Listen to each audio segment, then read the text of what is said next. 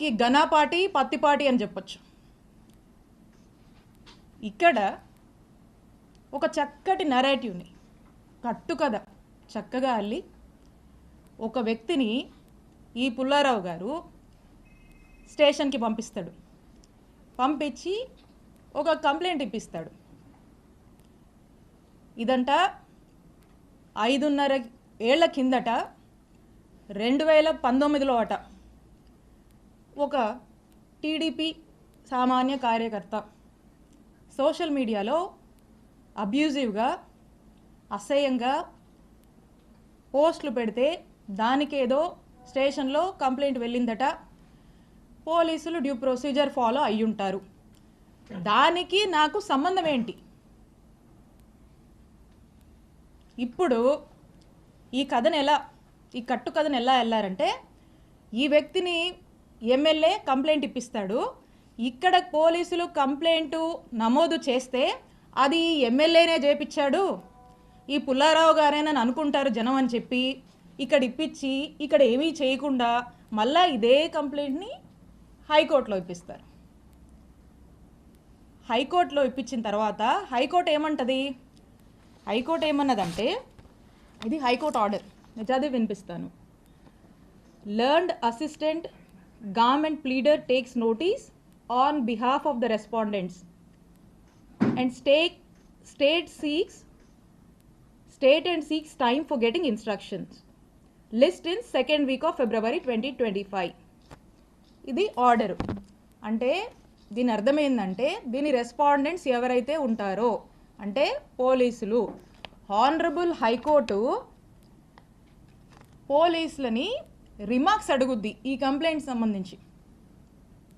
తర్వాత దీన్ని February 2nd వీక్కి పోస్ట్ చేస్తుంది. ఇంత ఈ ఆర్డరు. ఈ ఆర్డర్లో ఏమీ కూడా నా మీద కేసు ఫైల్ చేయమని ఎఫ్ఐఆర్ కట్టమని ఏమీ లేదు. ఈ ఆర్డర్ ఇలా ఉంటే ఈ హానరబుల్ హైకోర్ట్ ఆర్డర్ని దీన్ని ఈ పుల్లారావు గారు అదే వ్యక్తితో మళ్ళీ ఎస్పీ ఆఫీస్కి పంపించి హానరబుల్ హైకోర్టుని మిస్లీడ్ చేస్తూ హానరబుల్ హైకోర్టు మీద నెట్టేసి హానరబుల్ హైకోర్టుని మిస్కోట్ చేస్తూ ఏమంటారు? హానరబుల్ హైకోర్టు నా మీద ఆవిడ మీద కేసు కట్టండి అని చెప్పారని హానరబుల్ హైకోర్టు మీద నెట్టి ప్రజల్లోకి కోర్టే కేసు కట్టమని చెప్పిందని చెప్పి పంపించేటువంటి ఫ్రీలర్స్ ఇచ్చి ఒక ప్రయత్నం చేసి అంతలోపే ఇక్కడున్నటువంటి పోలీసులు నా మీద కేసు కట్టారు, ఎస్సీ ఎస్టీ అట్రాసిటీ పెట్టారు. పూర్తిగా అవాస్తవాలతో ఒక కథల్ని, ఈ కథలో ఇక్కడే మనం దీన్ని నిజం చేస్తే జనం అనుకుంటారని అక్కడ దాకా పంపించి అక్కడ ఏం డైరెక్షన్ హానరబుల్ హైకోర్టు నుంచి ఏ డైరెక్షన్ లేకపోయినప్పటికి కూడా ఇక్కడ పోలీసుల్ని ప్రెజర్ చేసి జనాల్లోకి కోర్టే విధించమని చెప్పిందని కోర్టుని మిస్లీడ్ చేస్తూ ఇక్కడ కేసు కట్టారు. ఎంత డ్రామానో చూడండి. ఇదిట్లా ఉంటే రాష్ట్రంలో ఎలక్ట్రిసిటీ ఛార్జీలు పెరిగి ప్రజలు అనేక ఇబ్బందులు పడుతూ ఉంటే వారికి అండగా ఉందామని మా వైఎస్ఆర్ కాంగ్రెస్ పార్టీ నాయకుడు మా జగనన్న పిలుపునిస్తే విద్యుత్ పోర్ అనే కార్యక్రమంలో భాగంగా రాష్ట్ర వ్యాప్తంగా మా వైఎస్ఆర్ కాంగ్రెస్ పార్టీ వాళ్ళంతా కూడా అన్ని నియోజకవర్గాల్లో ఎలక్ట్రిసిటీ ఆఫీసెస్కి వెళ్ళి అక్కడ ప్రజలు ఇబ్బంది పడుతున్నారు, ప్రభుత్వం దృష్టికి ఇది తీసుకువెళ్ళాలి, ప్రజలకి భారం అవుతుంది, ఖచ్చితంగా ప్రభుత్వం దీనికి రెస్పాన్సిబిలిటీ వహించాలి, ఈ ఛార్జీలు తగ్గించాలని మేము రిప్రజెంటేషన్ ఇస్తే స్టేట్ మొత్తం జరిగితే కానీ ఇక్కడ మన చిలుకూరుపేటలో మాత్రమే స్పెషల్. ఇక్కడ మా వైఎస్ఆర్ కాంగ్రెస్ పార్టీ నాయకుల మీద, యాక్టివ్ లీడర్స్ కార్యకర్తల మీద 30 మంది మీద నాతో సహా ఇక్కడ కేసు కట్టారు. ఇక్కడంట వైఎస్ఆర్ కాంగ్రెస్ పార్టీకి సంబంధించినటువంటి నాయకులు కార్యకర్తలు బయటికి రావద్దు, యాక్టివిటీస్ చేయొద్దు, ఎక్కడ కూడా గొంతెత్తి మాట్లాడొద్దు, ఎవ్వరూ కదలాడకూడదంట. ప్రతి గ్రామం నుంచి ఈ రోజున పోలీస్ స్టేషన్లో కేసులు పెట్టడం, పోలీస్ స్టేషన్లకు పిలిపించడము, హరాస్ చేయడము, తిట్టడము, కొట్టడము, కేసులు పెట్టడము, అరెస్టులు చేయడము, జైళ్ళకు తీసుకువెళ్ళడము. ఈ విధమైనటువంటి అరాచక పాలన చిలుకలూరుపేట నియోజకవర్గంలో నడుస్తోంది. ఇదట్లా ఉంటే ఇక్కడున్న చాలామందికి తెలుసు, మా మామగారు 80 సంవత్సరాల వయసు కన్నా పెద్దోడండి. ఆ వయసులో ఉన్నటువంటి పెద్ద మనిషి మీద కూడా కేసు కట్టించాడు ఈ ఎమ్మెల్యే పుల్లారావు. నా మరిది ఫారిన్ సిటిజన్, ఫారిన్లో వ్యాపారాలు చేసుకుంటే నా మరిది మీద కేసు కట్టించాడు ఈ ఎమ్మెల్యే పుల్లారావు. నాకేనా కుటుంబం ఉంది? మీకు లేదా కుటుంబం? ఎన్ని రోజులు సాగుద్ది అనుకుంటున్నారు ఇట్లా? ఎన్ని రోజులు నడుస్తుంది అనుకుంటున్నారు ఇట్లా? నేను ఇక్కడ మీకు ఒక్కటే చెప్పాలనుకుంటున్నా, ఈరోజు నా కుటుంబాన్ని, మా వైఎస్ఆర్ కాంగ్రెస్ పార్టీ నాయకుల్ని, కార్యకర్తల్ని మీరు ఇబ్బంది పెడతా ఉన్నారు. పుల్లారావు గారు, మీకంటూ ఓ రోజు వస్తుంది, గుర్తుపెట్టుకోండి.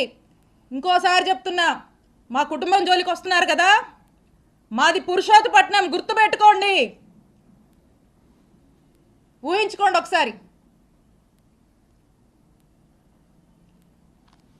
నేను ఇక్కడ మీ మీద గెలిచి మిమ్మల్ని ఇంట్లో కూర్చోబెట్టాను. ఇక్కడ 5 ఏళ్ళు నేను పనిచేశా, నేను ఎమ్మెల్యేగా చేశా, నేను మంత్రిగా పనిచేశా. కానీ ఎక్కడ కూడా ఇలాంటి వాతావరణాన్ని క్రియేట్ చేయాల, ఇలాంటి అరాచక పాలనకు మేము ప్రోత్సహించలా.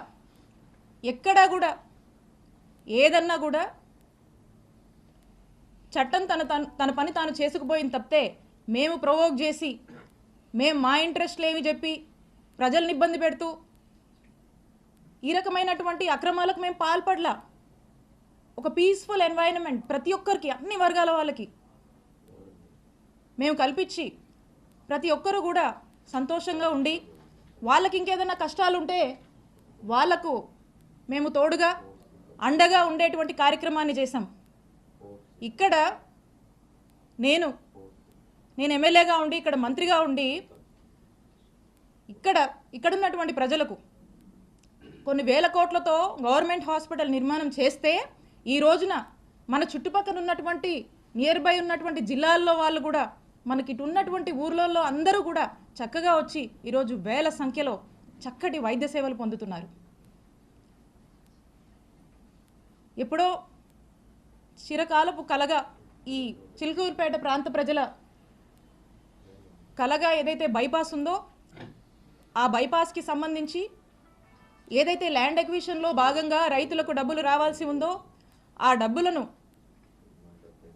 ప్రభుత్వం ఏదైతే వాటా చెల్లించాల్సి ఉందో, ఆ వాటాని కూడా జగనన్న ప్రభుత్వం ఆ రైతులకు చెల్లించి, కోవిడ్ టైంలో అనేక ఇబ్బందుల వల్ల ఈ ప్రాజెక్టు కాస్త ఆగిపోయి వెనకబడి ఉంటే కూడా వాళ్ళందరినీ పిలిచి, ఆ కాంట్రాక్టర్ని పిలిచి వాళ్ళకు మోటివేషన్ ఇచ్చి, వాళ్ళకు ప్రభుత్వం వైపు నుంచి కావాల్సినటువంటి సపోర్టు పూర్తిగా ఇచ్చి, రాత్రింబగలు వాళ్ళు పనులు కంప్లీట్ చేసి, శరవేగంగా పనులు పూర్తి చేసి బైపాస్ని అందుబాటులోకి తీసుకురావడానికి ఎంత కృషి చేశాము. ఈరోజు చూస్తే ఎక్కడి నుంచో, చెన్నై నుంచి, కడప నుంచి వచ్చిపోయే వాళ్ళందరూ కూడా ఈరోజు ఎంత కమ్యూట్ బాగుందని చెప్పి హర్షించేటువంటి పరిస్థితి.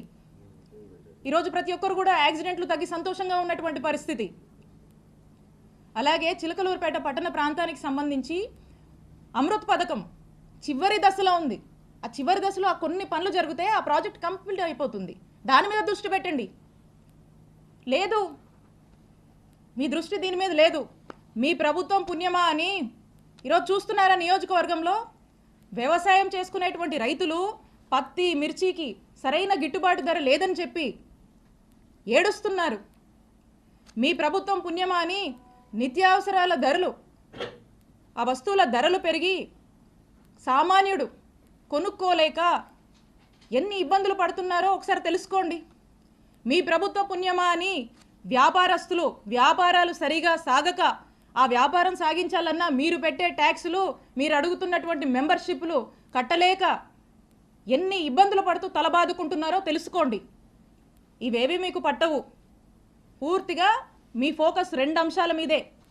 ఆ 2 అంశాలు ఏంటంటే ఒకటి, విడుదల రజనీ మీద కేసు పెట్టాలి, విడుదల రజనీ కుటుంబ సభ్యుల మీద పెట్టాలి, వైఎస్ఆర్ కాంగ్రెస్ పార్టీ కుటుంబ సభ్యులందరి మీద కూడా పెట్టాలి. ఎవ్వరూ కదలాడకూడదు, హింసించాలి, జైళ్ళ దాకా తీసుకువెళ్ళాలి, అక్రమ కేసులు, అక్రమ అరెస్టులు చేయాలి.